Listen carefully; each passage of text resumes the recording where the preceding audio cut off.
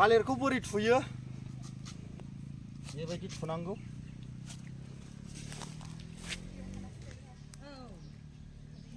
बिदि थुजोबबाय गासै 4800 फुलि जाबाय बेनिफ्राय पुरा नायनै थालिरखौबो बिदिनो 4800 थालिर दुनाखं बेयाव थुनाय जागोन दा मथा-मथि बेयाव गैयाब्लाबो 3500 थालिरखौ थुबाय दा माखासे हाजिराफोर मावगासिनो दङ फुलि थैयैनि थाखाय बेबायदि प्रसेसखौ मावनो गोनां जादों स' मोनसे टेकनिकफोर बाहायनो गोनां जायो सम थालिर सोजोबबाय नै थालिर सोनायनि जाहोनानो जाहैबाय ओरैजाय इनिफ्राय सान्दुं बे साइडनिफ्राय सान्दुं फैयो नालाय बे सान्दुं होथेनायनि थाखाय आरो नै बिफाङा नायनि दा बियो रोदा सुसान्दि बिदि थालिर होबाय आरो नायदो नै सेस उफाय गैया हाजार थालिर सोनो गोनां जाबाय 4 बिगा दं बेयावहाय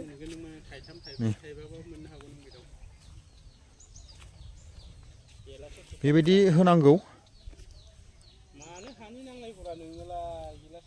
नायदोनि बिदिबा माने राना आरोखि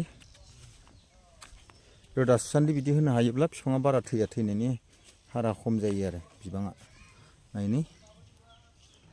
माबायदि जादों फुलिया पुरा गोथां आरो गायनाया बियो साननै जाबाय बिफांफ्रा नै जेबो जायाखै थाजायैनो दं एखेबारे थाजा नायनि नोंथांमोन साफ्रोमखौबो आंनि बे टेकनिकेल फार्मिं चेनेलाव आं बरायनानै लाग्रोनाय जाबाय दिनै आङो नोंथांमोननो दिन्थिनो सानबाय दा नैबे बानलु फुलि बेयो साननै जाबाय गायनाया गायबाय बिनिफ्राय दा गायनायनि उनावहाय बियो एक्चुअलि थैनायालाय थैखाया खिन्थु अब्लाबो अबेबा थैयो आरोखि गरमनि थाखाय बिनिखायनो मा खालामबाय जेन बारा थैयै बायदि मा खालामबाय सान्दुं दाननायनि बेबायदि थालिर गांखंखौ दाननानै नै बिदि सरि गाबायसो बेबायदि थुना होनांगौ आरो होमबा सान्दुङा नै होबथाबाय आरो दा नाय हाजार बेयाव थुबाय एसे खस्थ' दं मेहनत दङ होमब्लाबो उफाय गैया लाख थाखानि इनभेस्टमेन्ट दं बेयावहाय बियो गासै 4 बिगा आरोखि दा ओरै नाय दानस'गासिनो जोंना होआखैना नै 2000सो नांबावगोन दा दानस'गासिनो ओरै खाथियाव दिन्थिबाय बारा गोलाव नाङा सापस नै 1 फुटबानो जायो आरो 1 फुट बेनिफ्राय एसे गुवारखौला नै बिदि बेनिफ्राय बिदि फाटबानो जाबाय आरो जंफाट बेबायदि फाटनांगौ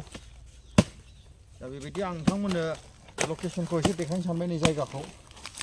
दा ओरै दिन्थिहर माबायदि पुरा होगासिनो दङ खोलांगासिनो दं सानै आइजो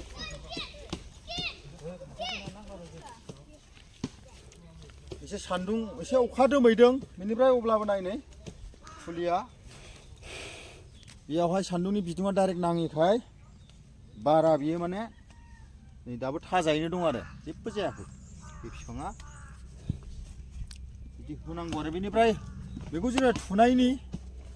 थुनायनि सिस्टेमानो जाहैबाय जोंना नैबे मेसें बोथोरावहाय सान्दुङा फ्राय खोलानिफ्राय साहा नाङो आरो बेनिखायनो खोला साइडथिंहाय बेखौ थुनानै होनांगौ आरो बिफांनि खोला साइडथिंजाय बिदि थुबानो जाबाय आरो स' नोंथांमोना बेबायदि खालामबा मोजां अब्ला नोंथांमोननि जिथुनाखि फुलिया बारा थैनाय नङा आरोखि मथा-मथि इनकेस थैब्लाबो माने 100आव 90%खौ माने सेभ खालामनो हागोन आरो दा फुलियाबो बिराद दाम गोसा ना बेनिखायनो बिदि खालामबा मोजां आरो दा नै पुरा गायबाय आरो नै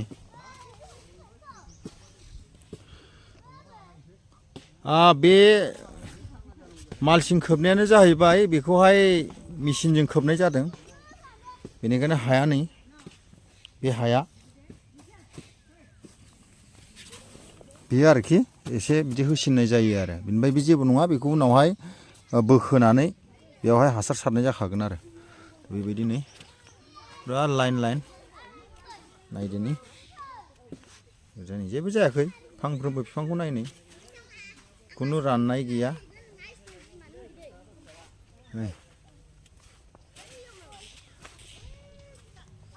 बिराद गोलाव थुलांगासिनो आरो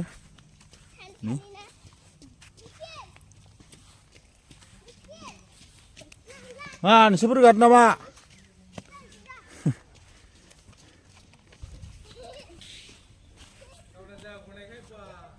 बिथिं नाहरनि